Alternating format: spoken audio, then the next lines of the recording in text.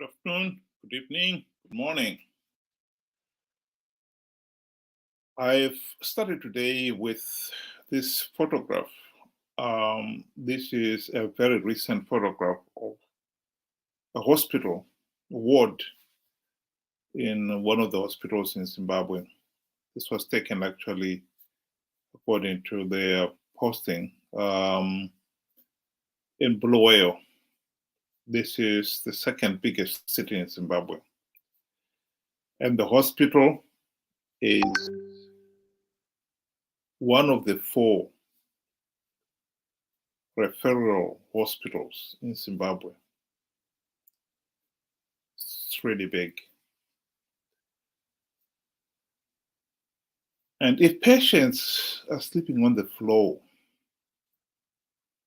in Bulawayo, the second biggest city in the country, in one of the 4 or 5 biggest hospitals in the country, one would like to ask what kind of conditions would be some of those district hospitals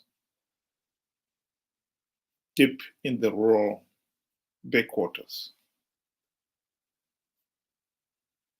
Must be terrible. This is the state of Zimbabwe health system.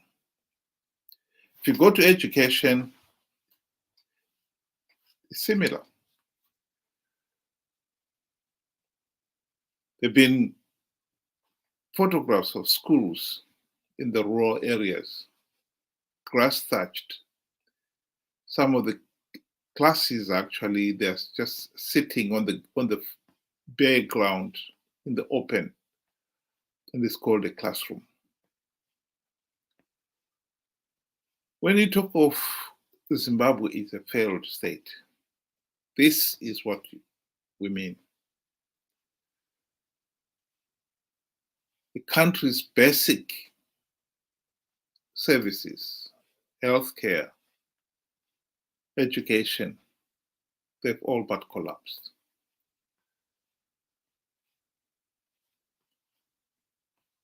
In the caption that accompanied this photograph, it was posted by Hopewell Chinono, one of the journalists who have been very vocal on this issue.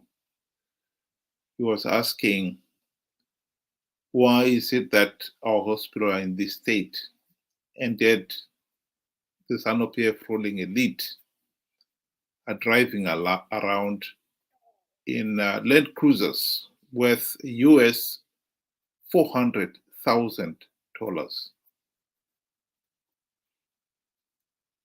There's no doubt that the disparity in Zimbabwe between the ruling elite and the impoverished majority has become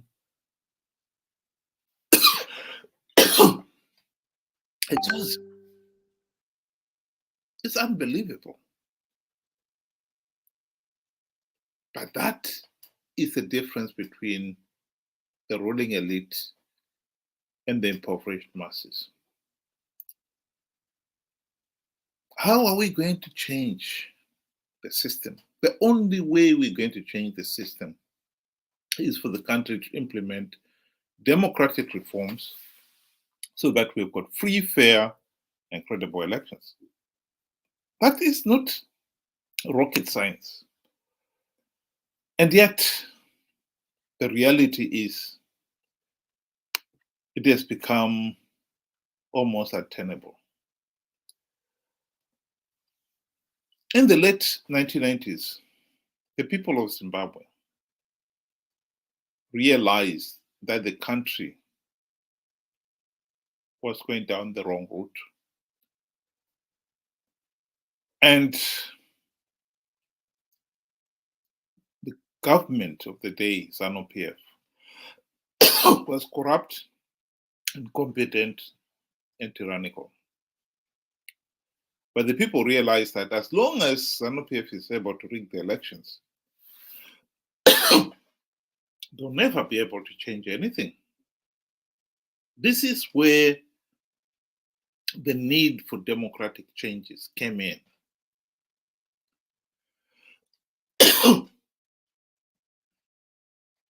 Morgan Tsvangirai and his friends launched their party in 1999. And its name was Movement for Democratic Change. They were promising the people to deliver those democratic changes that the nation so desperately needed.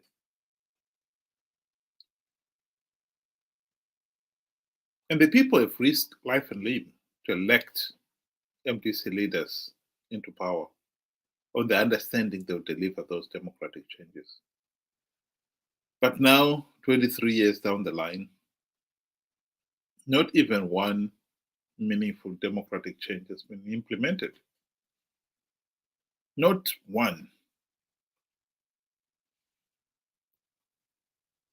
They had the golden opportunity to implement these reforms during the 2008 to 2013 Government of National Unity. They failed to implement even one reform then. Not even one. 5 years. Why? Simple. Robert Mugabe bribed Morgan Tsvangirai and his MDC friends with the trappings of high office, ministerial limos, the very generous salaries and allowances. And for Morgan Tsvangirai, the US $4 million mansion, etc., etc. While they had their snouts in the feeding trough, they forgot about implementing reforms.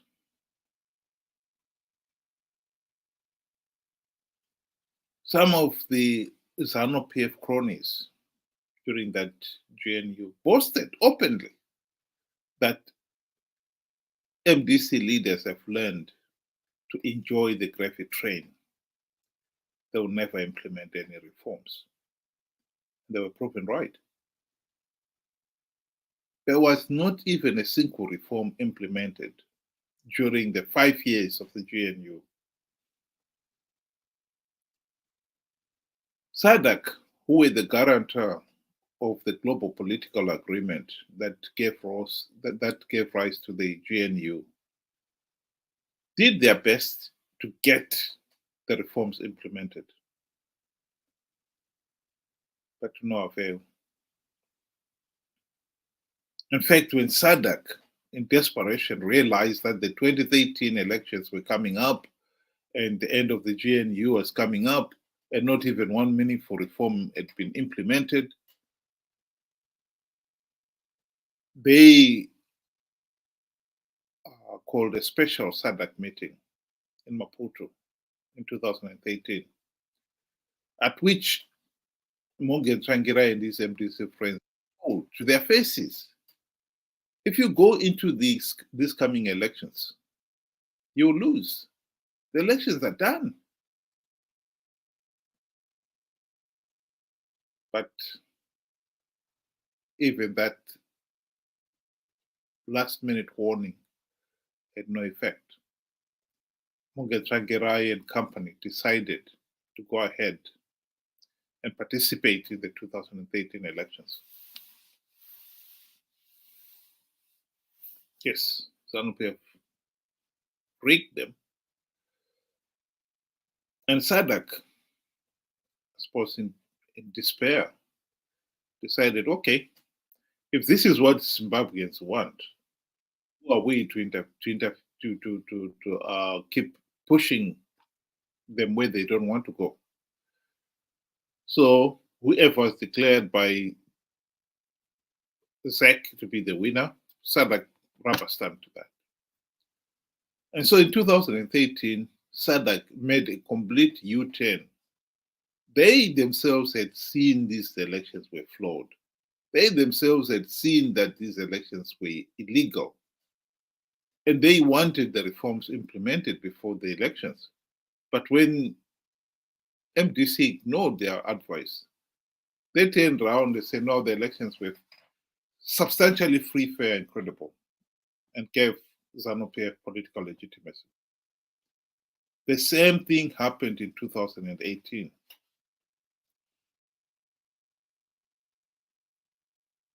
And this year, exactly the same thing happened again. Not even one reform had been implemented, and yet the opposition were falling over each other to submit their nomination on nomination day. The big difference from 2013 to 2018 was that this year, SADC decided that they were going to look into these elections properly. And it wasn't hard for them to come to the conclusion that these elections were flawed and illegal. They've known that all along. I mean, it's not as if they didn't know that. The European Union was invited to observe Zimbabwe's elections in 2018, and their report was very clear. Those elections were flawed and illegal. And they made it very clear that they failed to meet international standards. But when SADC and the AU decided to rubber stamp them, that was good enough for Zanu PF. And so the European Union shrugged their shoulders. There was nothing they could do. This year, when SADC stood up and said, no, these elections are flawed, these elections are illegal, the AU did the same thing. And so did, once again, the European Union, Commonwealth, and all other democratic election observer teams that were there. They all condemned them.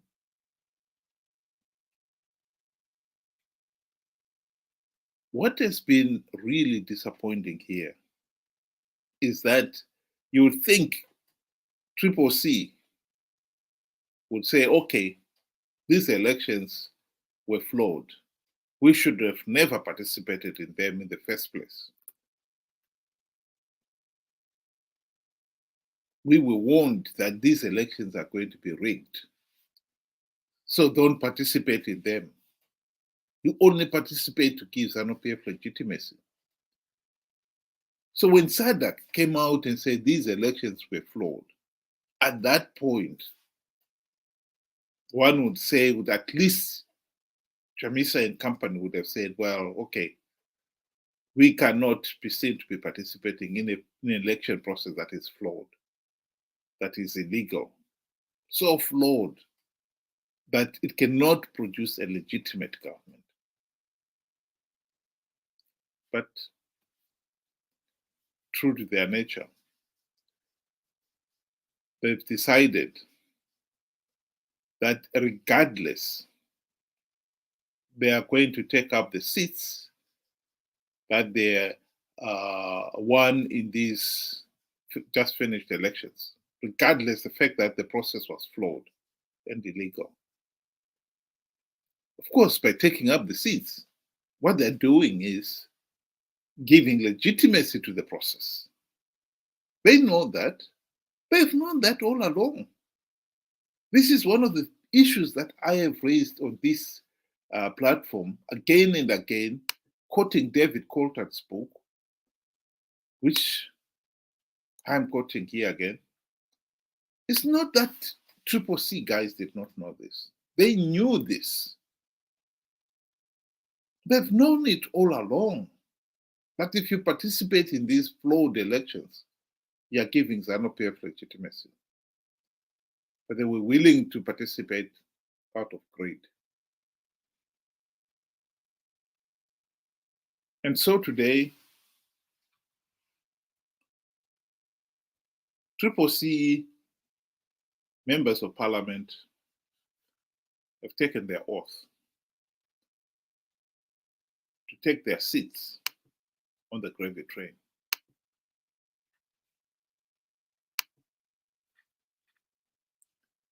It is really disappointing that we have failed once again. At least the opposition have failed the nation. Instead of at least finally coming to their senses and saying, okay, this ridiculous situation cannot continue. They have decided that they will have their share of the spoils of power. And so today, they have been, they've taken their oath of office and are taking their place in the new parliament. It must be emphasized here that this is actually in defiance of SADC. We have condemned these elections, and we have said this election is illegal, is flawed and illegal, and cannot produce a legitimate government. This is the new parliament building,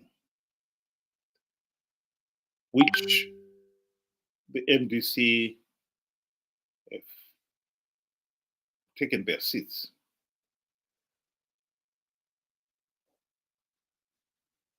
The sheer luxury of the building alone says it all.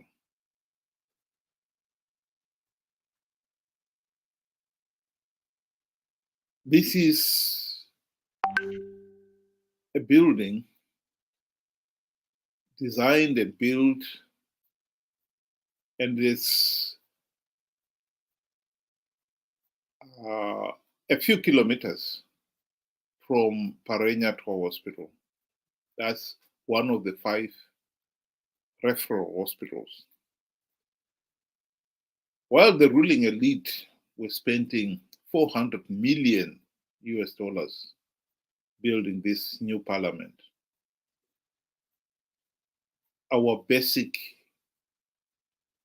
even the referral hospitals, were in such a sorry state, as we saw in that photograph of Bulawayo, one of the wards in Bulawayo, where the patients are sleeping on the floor. This is in a referral hospital, one of the 5 in the country.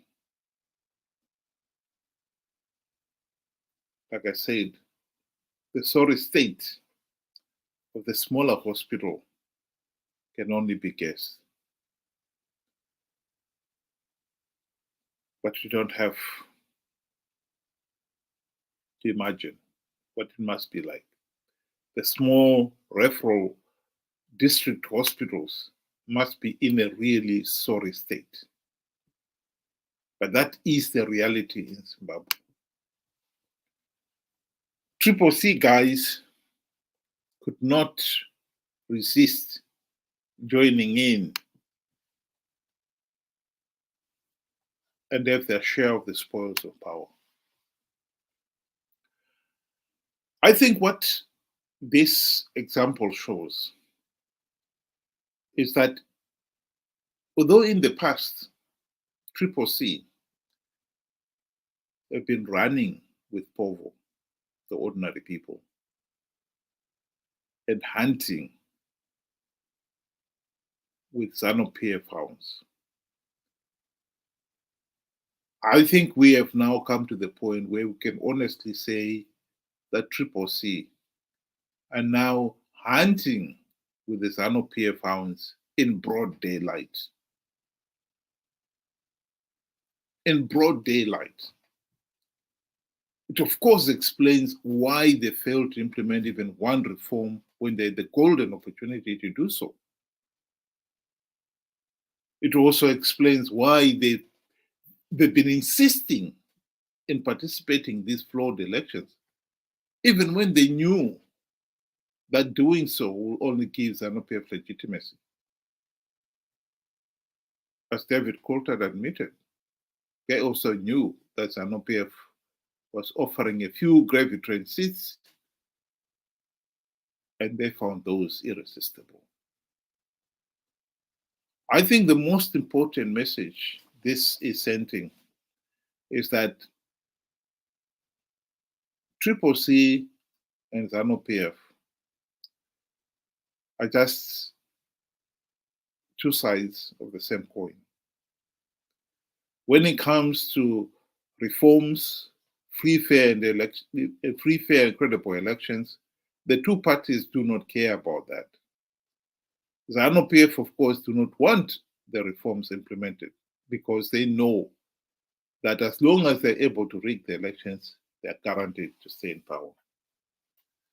And CCC, ever since they failed to implement even one reform during the GNU, they've all but given up. And all they're fighting for now is those few gravy train seats that they know Zanu PF is going to give away, and hope that by their continued participation, they can mark their own position.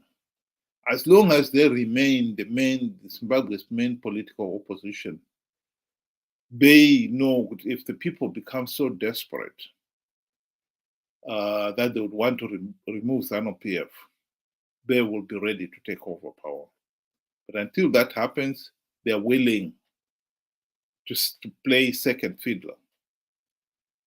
And even when SADC had said this regime is illegitimate, they are prepared to say, no, we still believe it is legitimate because we are getting our share of the spoils of power.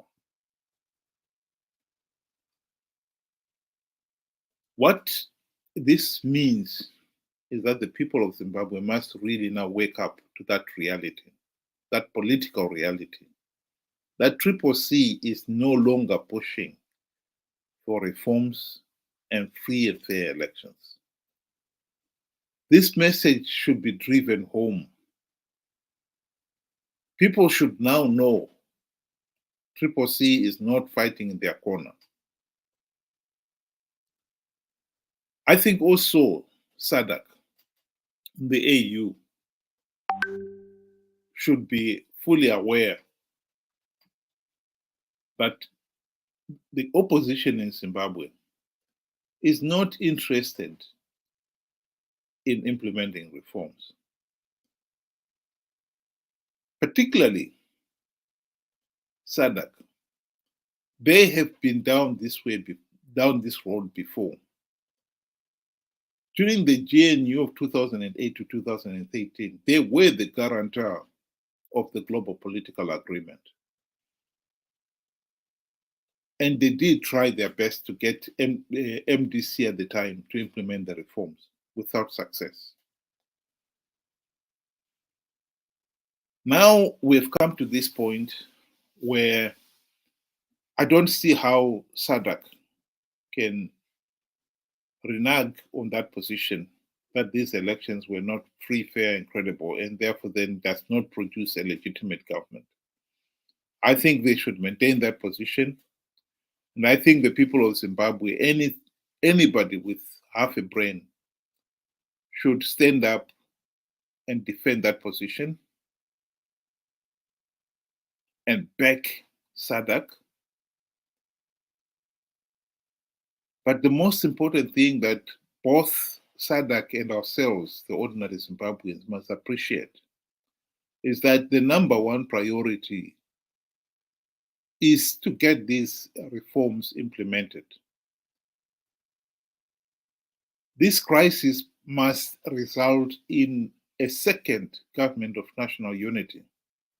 And that government of national unity, its primary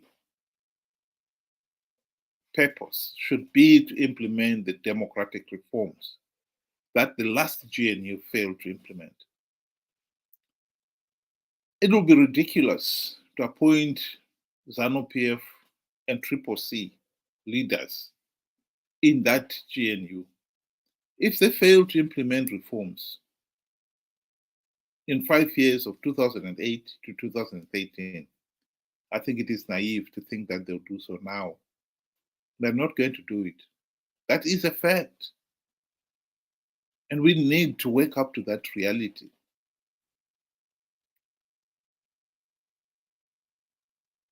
Of course, both Zanu PF and CCC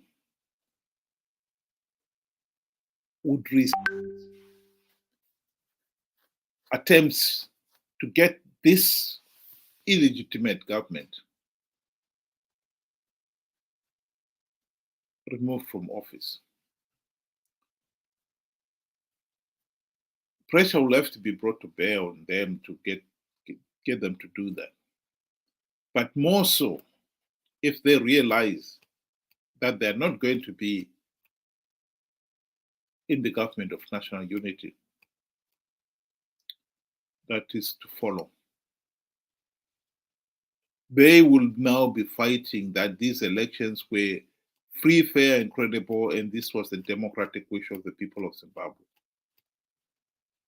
They will hold the nation to ransom. Make no mistake about it. And I think this is where we need to be clear what we want and to make sure that we are not going to compromise on that point. That should not be negotiable.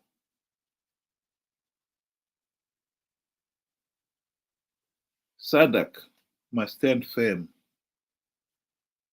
If I was in SADC myself, I would not want to form another GNU in which the same people who failed to implement even one meaningful reform last time are going to play the key role.